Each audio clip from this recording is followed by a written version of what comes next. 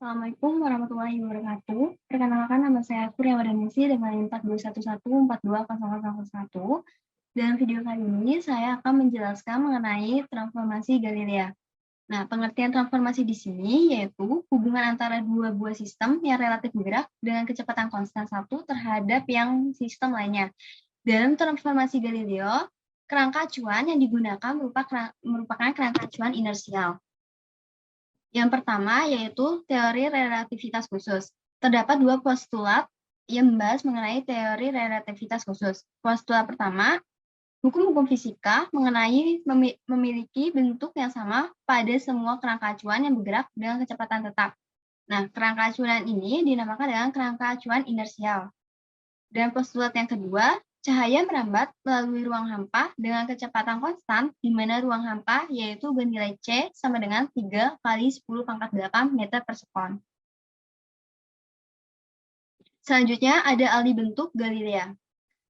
Jika dilihat dari sudut pandang klasik, atau juga sering juga disebut dengan sudut pandang Galileo, yaitu apabila terdapat dua kerangka acuan, di sini terdapat dua kerangka acuan O dan O aksen, maka masing-masing dicirikan dengan sumbu koordinat sebagai berikut.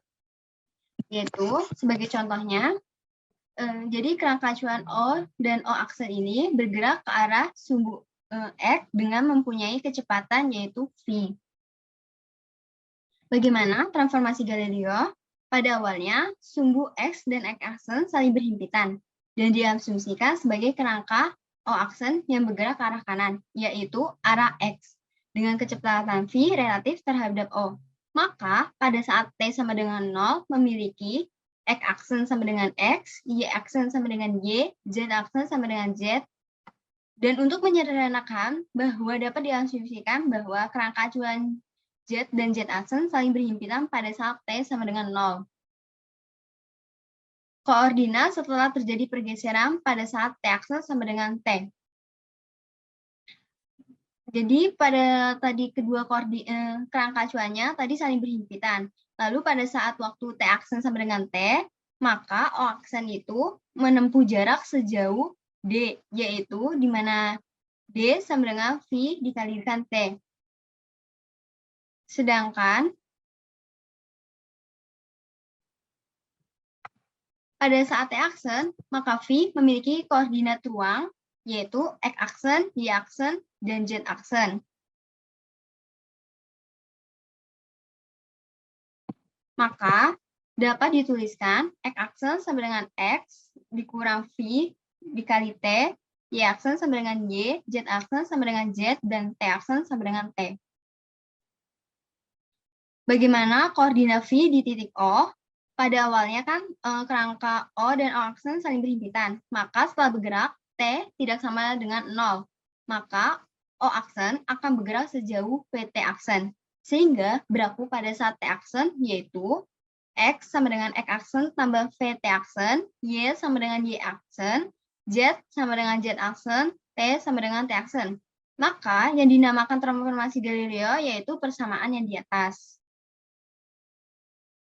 Rambatan cahaya yang menghasilkan front gelombang yang berbentuk bola menurut kerangka inersial O, yaitu X kuadrat ditambah Y kuadrat ditambah Z kuadrat dikurang C kuadrat ditambah T kuadrat sama dengan 0. C kuadrat merupakan rambatan cahaya di dalam ruang hampa. Menurut kerangka inersial aksen, yaitu X aksen kuadrat ditambah Y aksen kuadrat ditambah Z aksen kuadrat dikurang C kuadrat dikali T aksen kuadrat sama dengan 0. Dapat disimpulkan alih bentuk Galilea yaitu sebagai berikut. X dikurang FT dikurang F dikali T dalam kurung kuadrat tambah Y kuadrat ditambah Z kuadrat dikurang C kuadrat dikali T kuadrat sama dengan 0. Mungkin cukup sekian penjelasan dari saya. Selanjutnya akan dijelaskan oleh rekan saya. Assalamualaikum warahmatullahi wabarakatuh. Perkenalkan nama saya Mayumi Nabila Nurcahyani dengan NIM 42114200002. Di sini saya akan menjelaskan bagian alih bentuk Lorentz. Lorentz memandang bahwa transformasi Galileo tidaklah cukup mampu menjelaskan apa yang terjadi pada dunia elektromagnetis, dan Lorentz mengusulkan revisinya. Ia berpegang pada asumsi bahwa setiap objek itu memiliki waktunya sendiri. Maka persamaan transformasi Galileo ditulis ulang menjadi X aksen sama dengan gamma X min Vt dan X sama dengan gamma X aksen min Vt aksen. Yang membedakan transformasi Lorentz dengan transformasi Galileo ini dari segi penggunaan waktunya. Kalau transformasi Galileo itu waktu baik yang diukur oleh pengamat yang diam maupun pengamat yang bergerak itu bernilai sama. Sedangkan transformasi Lorentz itu waktu yang diukur oleh pengamat yang diam maupun pengamat yang bergerak itu waktunya tidak sama. Jadi perbedaannya ada dalam waktunya. Kalau Galileo itu waktunya sama, sedangkan Lorentz itu waktunya tidak sama. Nah, di sini terdapat variabel gamma yaitu sama dengan 1 per akar 1 min V per C kuadrat. Nah, jadi inilah transformasi Lorentz itu. Untuk gerak dengan kecepatan yang besarnya mendekati C oleh Einstein disarankan menggunakan transformasi Lorentz, seperti pada dua kerangka inersial yang dilukiskan secara skematik, yaitu X aksen sama dengan gamma X min Vt, Y aksen sama dengan T, dan Z aksen sama dengan Z, atau X sama dengan gamma X aksen plus Vt, Y sama dengan Y aksen, dan Z sama dengan Z aksen. Nah, untuk memperoleh persamaan gamma ini yaitu diperoleh dari persamaan berikut. Nah, persamaan tersebut itu harus sama dengan persamaan 1,1, maka koefisien dari X kuadrat itu harus sama dengan 1, dan koefisien XT harus sama dengan 0, dan koefisien dari T harus sama dengan C kuadrat. Sehingga bila diambil bagian terakhirnya yaitu C kuadrat, K kuadrat, plus V kuadrat, K kuadrat sama dengan C kuadrat, maka diperoleh gamma sama dengan 1 per akar 1 min V per C kuadrat. Nilai K tersebut juga cocok bila digunakan untuk mengevaluasi koefisien dari XT dan X kuadrat dan diperoleh berturut-turut 0 dan 1. Nah, penggabungan persamaan 1,6 dan persamaan 1,4 itu diperoleh rumusan Ali bentuk Lorentz sebagai berikut, yaitu X aksen sama dengan gamma X min Vt, Y aksen sama dengan T, Z aksen sama dengan Z, dan T aksen sama dengan gamma T min Vx per C kuadrat, atau X sama dengan gamma X aksen plus Vt, Y sama dengan Y aksen, dan Z sama dengan Z aksen, dan T sama dengan gamma T aksen min Vx aksen per C kuadrat. Nah, berikut penjelasan Ali bentuk Lorentz dari saya. Selebihnya, mohon maaf. Terima kasih.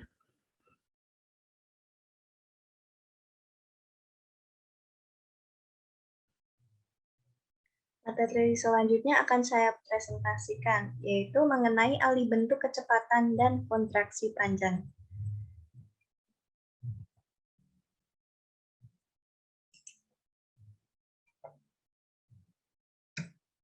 Yang pertama, alih bentuk kecepatan. Nah, pada gambar yang telah saya tampilkan ini merupakan dua kerangka inersia yang diamati oleh pengamat pada suatu benda bergerak.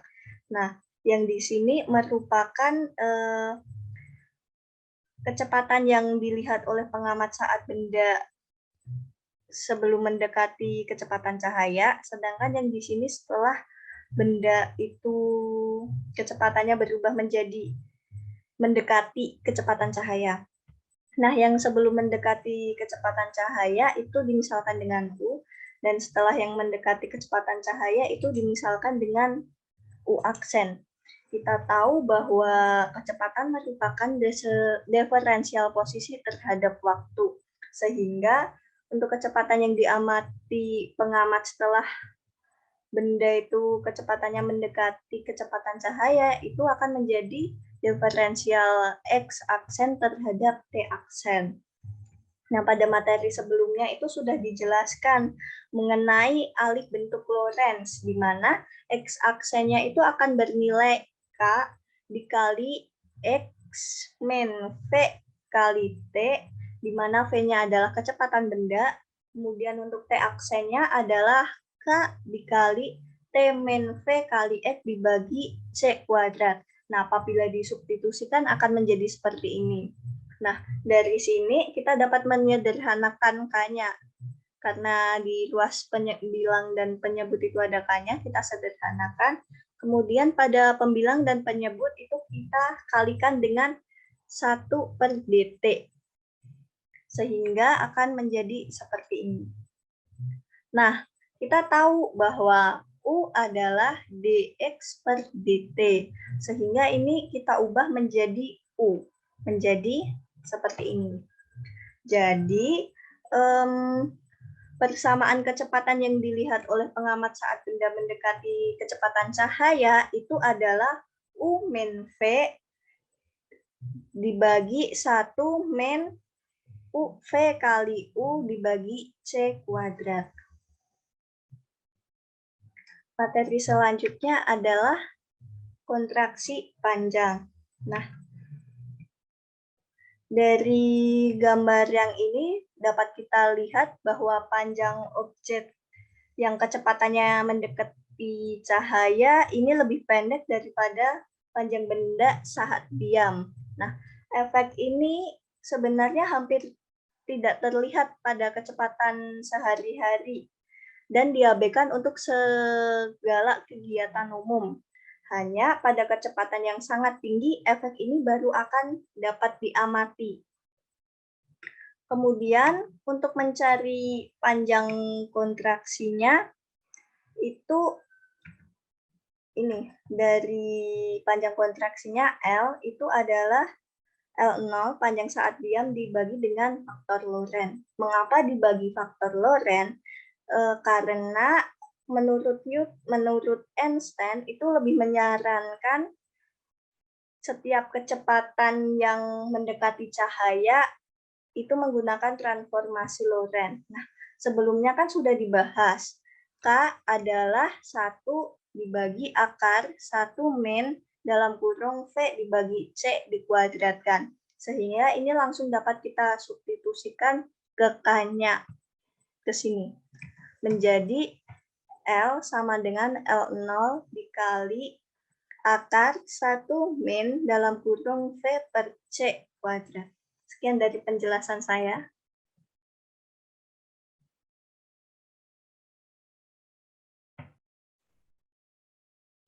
Lanjutkan penjelasan, selanjutnya yaitu dilatasi waktu. Dilatasi waktu adalah konsekuensi dari teori relativitas khusus, di mana dua pengamat yang bergerak relatif terhadap satu sama lain akan mengamati bahwa jam pengamat lain berdetak lebih lambat dari jamnya. Kenapa terjadi dilatasi waktu? Misalnya kita punya dua buah kerangka referensi S dan kerangka referensi X aksen. Menurut kerangka inersia S, misalnya kita hidupkan lilin, dilihat dari kerangka S dan X aksen.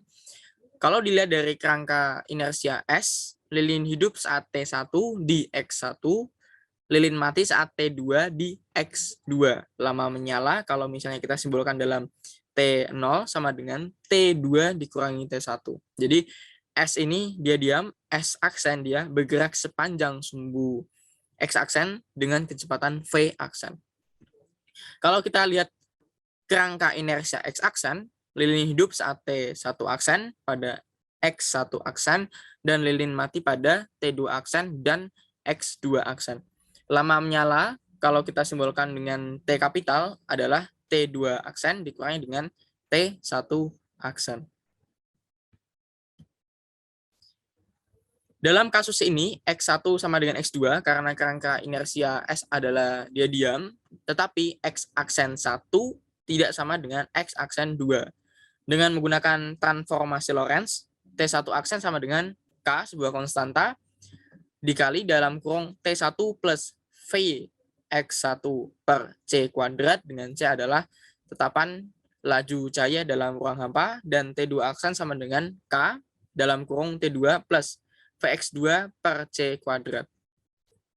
Berarti T kapital sama dengan T2 aksen dikurangi T1 aksen sama dengan kita masukkan K T1 plus Vx1 per C kuadrat dikurangi K dalam kurung T2 ditambah Vx2 per C kuadrat.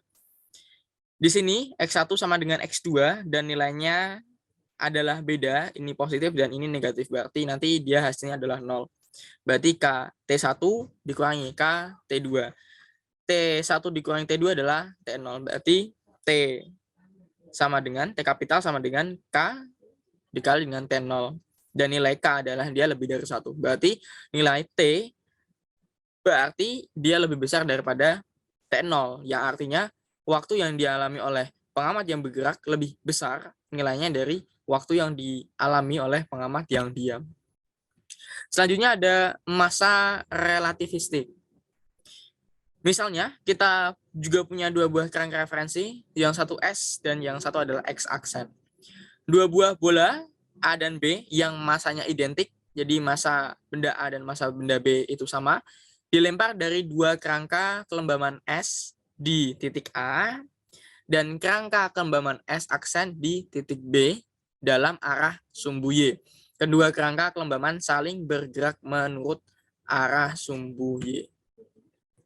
Jadi kalau kita lihat, misalnya kalau tumbukannya dilihat dari sumbu S, maka bola B itu seperti geraknya melengkung, tapi yang A itu dia geraknya seperti vertikal biasa. Tapi kalau yang X aksen dia sebaliknya. Bagi pengamat di S, bola A dilempar dengan kecepatan VA dan ditangkap kembali dengan kecepatan negatif VA. Jadi negatif karena arahnya berbalik arah. Bola B dilempar dengan kecepatan VB dan ditangkap kembali dengan kecepatan negatif VB. Kedua bola bertumbukan lenting sempurna. Tidak ada energi yang hilang dari tumbukan tersebut. Menurut hukum kekekalan momentum, momentum sebelum tumbukan dan momentum setelah tumbukan adalah nilainya sama. MA-VA dikurangi MB-VB sama dengan negatif MA-VA ditambah dengan MB-VB. Kita kumpulkan yang sama, kita dapat 2 MA-VA sama dengan 2 MB-VB. MA-VA sama dengan MB-VB. MA kalau kita misalkan dengan M0 atau massa diam, bagi pengamat di S bola dilempar dan ditangkap pada tempat yang sama, relatif tidak bergerak terhadap pengamat dalam arah sumbu X. Kalau MB kita simbolkan dengan M, bagi pengamat M itu, bagi pengamat di S, bola dilempar dan ditangkap pada tempat yang berbeda, bergerak terhadap pengamat dalam arah sumbu X. Hubungan massa A dan B. Kan tadi kan sudah kita dapat hubungannya adalah MA, VA sama dengan MB, VB. Kalau kita lihat tinjau jaraknya adalah Y, dia menempuh jarak yang sama, maka kecepatan di A, VA adalah Y dibagi dengan T0. Karena tadi dia T0, dia berhubungan dengan massa yang diam, M0. FB, VB, maksud saya, VB sama dengan Y dibagi dengan T kapital. Karena MA-VA sama dengan MB-VB, maka kita substitusikan MA sama dengan M0, VA sama dengan Y per T0, sama dengan MB. Itu dia nilainya adalah M, VB adalah Y per T kapital. Maka kalau kita sederhanakan, M sama dengan T kapital per T0 dikali M0 sama dengan K. Tadi kita sudah lihat hubungannya bahwa T sama dengan K dikali T0, K T0 per T0 sama dengan M0. Maka massa sama dengan M sama dengan K dikali M0. M disebut sebagai massa relativistik dan M0 disebut sebagai massa rehat. Jadi seperti itu. Terima kasih dari saya. Assalamualaikum warahmatullahi wabarakatuh.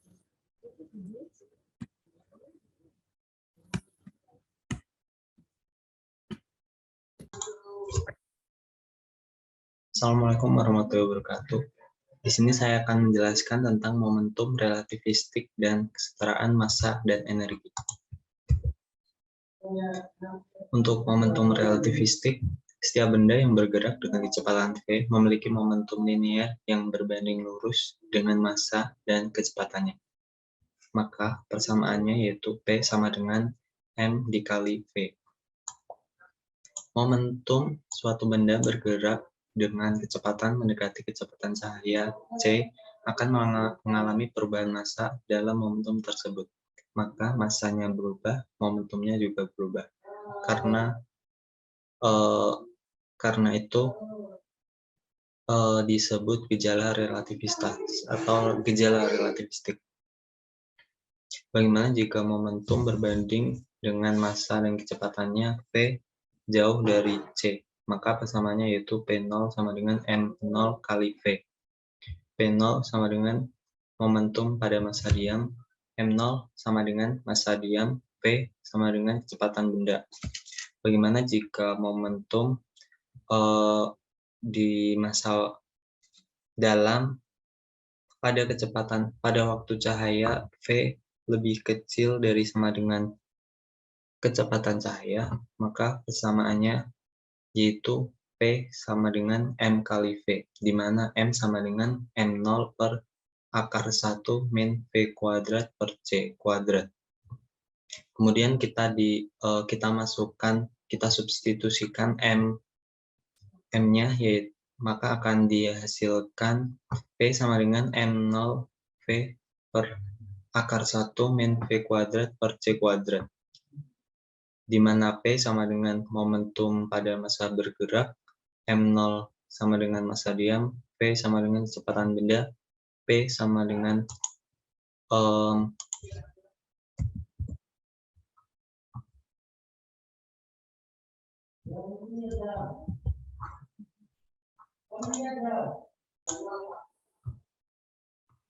di sini yaitu satuan P yaitu kilogram meter per sekon, kemudian satuan massa diam yaitu kilogram, satuan V sama dengan M per S.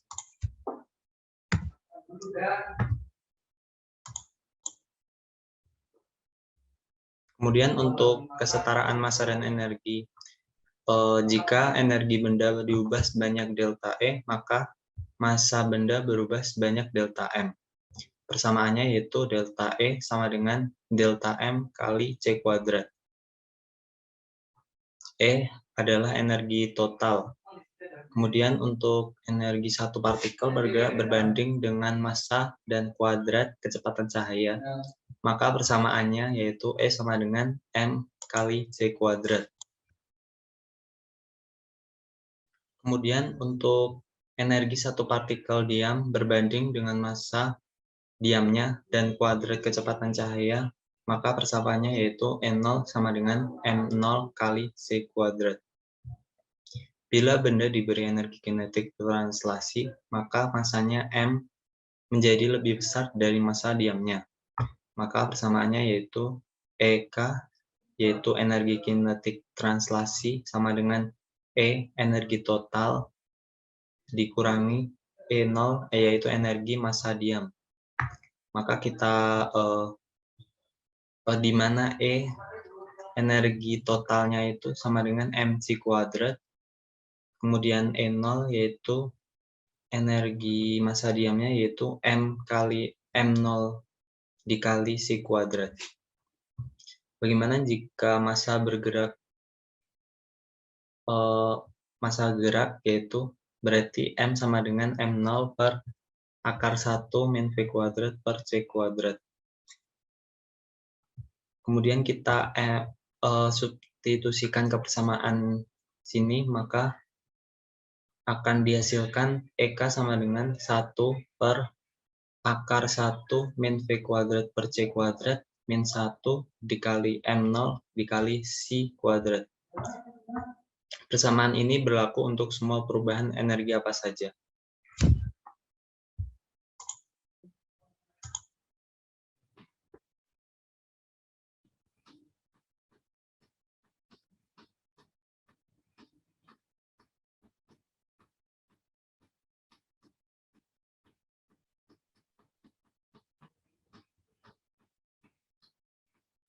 Halo, perkenalkan nama saya Riana Aprilia, NIM 4211420006. Di sini saya akan melanjutkan penjelasan tentang dinamika relativistik yang tadi telah dibahas oleh teman-teman saya. Teman-teman, di sini akan ada penyelesaian alternatif di mana kita dapat menjelaskan dinamika relativistik tanpa menggunakan konsep massa relativistik. Nah, seperti yang telah kita ketahui bahwa hukum dinamika yaitu menyebutkan bahwa dP per dt akan sama dengan nilai F, di mana hal ini diangkat dari hukum 2 Newton lewat azas ke 0 dengan perluasan P akan sama dengan mv untuk nilai V jauh lebih kecil dari C atau kecepatan cahayanya. Maka saat kita ketahui bahwa F dikali dr sama dengan dE, maka kita dapat mengubah F di sini dengan rumus dP per dt, yakni menjadi dE sama dengan dP per dt dikali dr, di mana dE sama dengan dr per dt dikali dP. Nah, bentuk ini dan bentuk ini itu memiliki arti yang sama. Nah, kita ketahui juga bahwa dr sama dengan dr per dt, itu bernilai V. Jadi, kesimpulannya untuk gerak satu dimensi, dE ini akan bernilai dE sama dengan V dikali dP.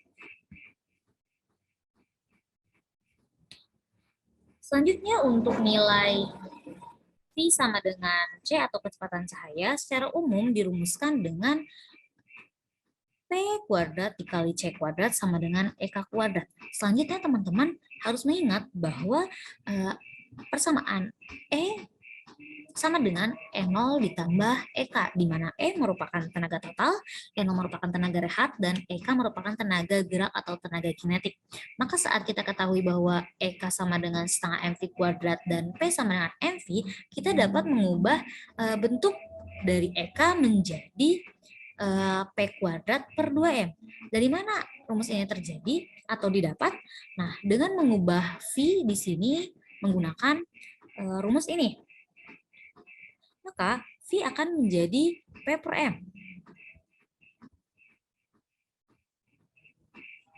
Saat teman-teman masukkan P per M ke dalam rumus ini, maka EK akan menjadi sama dengan P kuadrat per 2M. Sehingga dapat diperoleh bahwa P kuadrat akan sama dengan 2M dikali EK. Seperti ini ya teman-teman. Nah, kita ketahui juga bahwa EK yang tadi merupakan sama dengan dari E dikurangi N0 atau tenaga total dikurangi tenaga rehat. Selanjutnya, untuk persamaan yang kedua, ini diperoleh dari rumus yang ini. Kita pindah ruaskan menjadi P kuadrat sama dengan EK kuadrat per C kuadrat. EK-nya juga kita ubah menjadi E min N0 per C kuadrat. Persamaan ini tergantung pada situasi yang dimiliki persoalan di awal. Untuk persamaan pertama, ini untuk keadaan di mana V jauh lebih kecil dari nilai C. Sedangkan untuk persamaan kedua, digunakan untuk nilai V yang sama dengan atau sama dengan nilai C atau kecepatan cahayanya. Setelah didapat rumus yang tadi, maka saat kita menggunakan fungsi analitik dari E dalam bentuk deret pangkat Taylor, selanjutnya diambil derivatif ke E, maka kita akan mendapatkan rumus terakhir, yakni M kuadrat V kuadrat dikali 1 ditambah 2EK per M kuadrat C kuadrat ditambah EK kuadrat per M kuadrat C pangkat 4. Nah, di sini kita bisa menyamakan, teman-teman. Jadi, persamaan 1 akan bernilai sama dengan persamaan 2. yakni M kuadrat V kuadrat ditambah MV kuadrat 2EK per C kuadrat. Dari mana ini didapat? Ini dikali ya, teman-teman.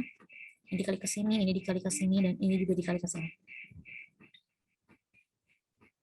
Selanjutnya, ini kita dapat mencari nilai M kuadrat dikali V kuadrat sama dengan EK kuadrat per C kuadrat min V kuadrat EK kuadrat per C pangkat 4 ditambah 2M EK min MV kuadrat 2EK per C kuadrat. Di sini teman-teman bisa lihat bahwa ada variabel yang sama, yakni EK kuadrat per C kuadrat. Karena itu kita dapat mengeluarkannya menjadi EK kuadrat per C kuadrat dikali 1 dikali min V kuadrat per C kuadrat. Di persamaan yang sebelah sini juga ada variabel yang sama, yakni 2M dikali EK. Maka 2M dikali EK ini dapat kita keluarkan sehingga menjadi 2M EK dikali 1 min V kuadrat per C kuadrat. Setelah kita memperoleh persamaan ini, kita tentu ingin menghilangkan 1 min V kuadrat per C kuadratnya. Karena itu, kita harus mengalihkannya dengan C kuadrat per 1 min V kuadrat per C kuadrat. Sehingga dapat diperoleh menjadi M kuadrat V kuadrat kali C kuadrat dibagi 1 min V kuadrat per C kuadrat sama dengan EK. Ini tinggal sisa EK saja karena C kuadrat ini akan saling meniadakan dengan C kuadrat yang ini. Selanjutnya yang ini akan saling meniadakan dengan yang ini. Begitupun dengan persamaan yang ini akan saling meniadakan. Sehingga tersisa 2M C kuadrat dikali EK. Nah, ini kita dapat mengubah bentuknya kembali menjadi P kuadrat dikali C kuadrat. Di mana P kuadrat ini berasal dari nilai ini, dari persamaan 2 di slide sebelumnya. Teman-teman dapat membuktikannya karena ini merupakan perhitungan yang cukup mudah. Selanjutnya, jika persamaan pertama ini dialih bentuk menjadi persamaan kuadrat, yaitu dinolkan, maka hasilnya akan seperti ini, teman-teman. Ini tinggal dipindah ruaskan. Selanjutnya untuk persamaan yang kedua, ini kita akan menggunakan variabel baru, yakni variabel gamma, di mana gamma ini bernilai 1 per akar 1 min V kuadrat per C kuadrat. Maka diperoleh hasil ini. Nah, teman-teman apabila kebingungan, peroleh hasil ini dari mana? Yakni ini semua diakarkan. M kuadrat diakarkan menjadi M, V kuadrat diakarkan menjadi V, C kuadrat diakarkan jadi C, P kuadrat diakarkan jadi P, C kuadrat diakarkan jadi C. Nah, C ini nanti hasilnya akan saling meniadakan dengan C yang ini. Sehingga hasilnya akan menjadi M V dibagi, tentu saja sebelah sini juga diakarkan ya teman-teman. Nah, jadi akar 1 min V kuadrat per C kuadrat. Tadi telah kita ketahui bahwa ada variabel gamma, jadi kita dapat mengubah nilainya atau bentuknya menjadi gamma dikali M dikali V. Nah, persamaan ini merupakan rumus pulsa linear, teman-teman. Nah, selanjutnya dengan mengubah persamaan yang pertama, yang persamaan kuadrat tadi, sama seperti persamaan yang kedua, kita mengakarkannya, maka dapat dihitung nilai EK menjadi seperti ini, teman-teman. Sehingga diperoleh nilai akhir menjadi EK sama dengan min MC kuadrat ditambah MC kuadrat per akar 1 min V kuadrat per C kuadrat. Di mana EK sendiri pun juga merupakan sama dengan dari min E0 ditambah E. Nah, di sini kita bisa lihat teman-teman bahwa nilai E0 akan sebanding dengan nilai MC kuadrat. Sedangkan nilai E total akan sebanding dengan nilai MC kuadrat per akar 1 min V kuadrat per C kuadrat. Sehingga dapat kita tulis sebagai berikut. Nah, E0 akan sebanding dengan MC kuadrat, E total akan sebanding dengan ini, dan EK akan sebanding dengan K-1 dikali MC kuadrat. Nah, E0 kita tahu bahwa ini tenaga rehat, E merupakan tenaga total, dan EK merupakan tenaga gerak. Dengan demikian, kita dapat mencari rumus dari E0, E, dan EK tanpa menggunakan konsep massa relativistik dengan penyelesaian alternatif ini. Baik, mungkin teman-teman sekian dari saya. Mohon maaf bila ada kesalahan. Wassalamualaikum warahmatullahi wabarakatuh.